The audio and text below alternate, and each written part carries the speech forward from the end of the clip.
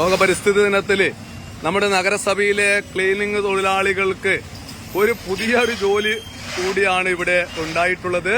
ഇത് രാവിലെ പച്ചവെളിച്ച് ഇന്ന് രാവിലെ ലോക പരിസ്ഥിതി ദിനമാണ്.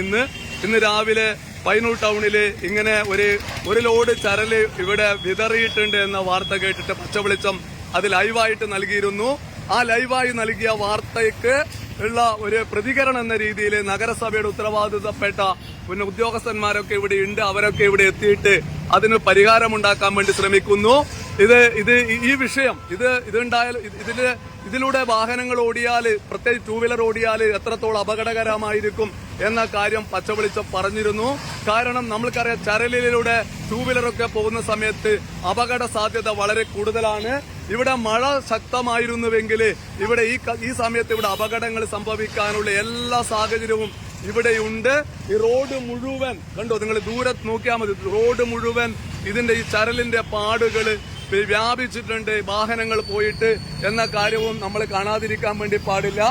ഇത്തരം വിഷയങ്ങളിൽ വളരെ പെട്ടെന്ന് തന്നെ ഉയർന്ന് പ്രവർത്തിക്കുക. രാവിലെ നടന്ന സംഭവമാണ്. പച്ചവെളിച്ച ഇത് വാർത്ത നൽകിയിട്ട് തന്നെ മണിക്കൂറുകൾ കഴിഞ്ഞു.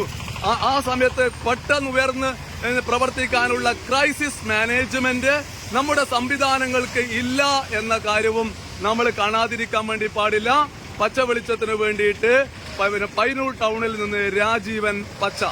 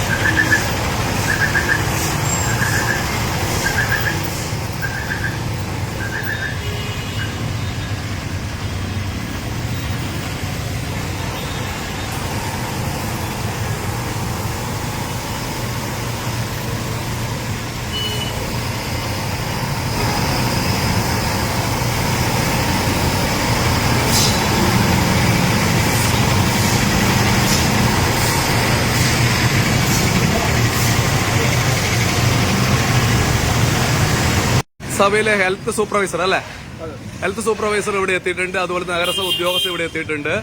രാവിലെ ഈ വിഷയം പച്ചവെളിച്ചത്തിന്റെ ശ്രദ്ധയിൽ പ്രേക്ഷകരെ പെടുത്തിയതിന്റെ അടിസ്ഥാനത്തിൽ ഇവിടെ വന്നിരുന്നു. ഇതിനെക്കുറിച്ച് വാർത്ത ലൈവായിട്ട് നൽകിയിരുന്നു. എന്താണ് ഇതിന്റെ പിന്നിലുള്ള കാര്യം? എന്താണ് ഇത് സ്വകാര്യ വ്യക്തി അവരെ വണ്ടിയിൽ കൊണ്ടുവന്ന മണ്ണ്